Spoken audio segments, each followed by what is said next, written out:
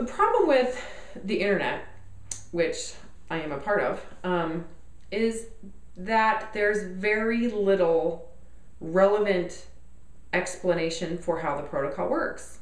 What we're dealing with is a hormonal therapy that is not very well understood.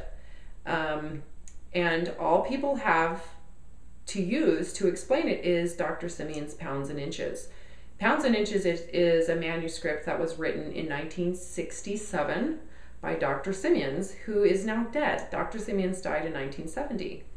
And so based on that information right there, you're going to have to understand it is extremely outdated as far as how he hypothesized it may work. Dr. Simeons never did lab work. He never did blood work. All he did was monitor scale weight, perceived hunger, and circumference measurements, which are completely insufficient to explain something hormonally. And so because we don't have any relevant modern scientific explanation, people are continuing to discuss Dr. Simeon's protocol based on those outdated hypotheses that he created. And even doctors who on many levels have been educated to understand microcell biology are continuing to discuss, 3 types of fat and abnormal fat, and much of which makes absolutely no sense today. And so that's why when you go to the internet and you hear, oh, there's 3 types of fat, people just falsely assume that that's been scientifically proven, when in reality, it couldn't be more outdated and inaccurate. However, I don't want to discredit Dr. Simeons. He observed this protocol for over 50 years and did the best he could with the information he had available to him at the time. So when you read Pounds and Inches, you will be fascinated by his observations. However, we don't have a modern explanation at least until my book is published. And when this hypothesis is presented, it's the start. I'm not saying that I'm 100% accurate. All I'm doing is creating some type of explanation that may explain it, that we can start the process of exploring and lab work from there. So again, the internet is saturated by misinformation, outdated explanations, and most people who are selling HCG, who are selling products, have changed the protocol to ease the fears of skeptics. So we have 800 calorie protocols, which absolutely makes no sense whatsoever unless you have less than 15 pounds of fat to lose.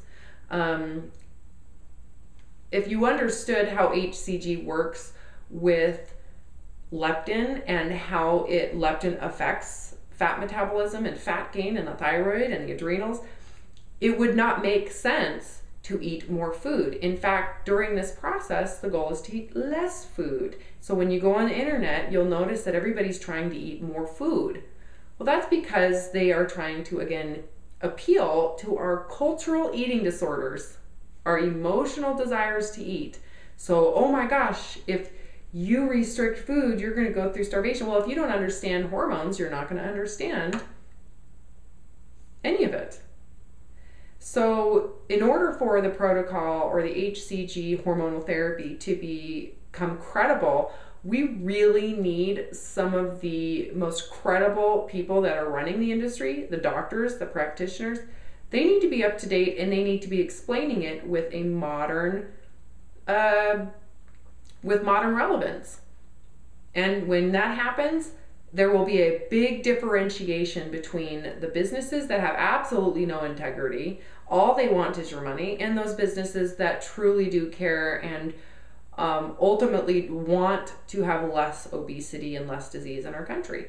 So again, be very hesitant when you hear 3 types of fat from a business. That's a big warning that they really don't understand how it works. Again, most people know it works, but yet without that explanation, you really there's no way to understand how it works, why it works, or if you're doing it properly, or to be able to expose the people that really don't know what you're talking about. So I'm hoping, again, with this book and with this information that the HCG weight loss industry will be held to a standard, that there will actually be some relevance, that the people who are running the industry will be held to a certain level of intelligence and knowledge about human physiology, and with that, that the entire weight loss industry will at some point be held to the same standard. So it's good for the consumer, it's good for the country, it's good for everybody, ultimately.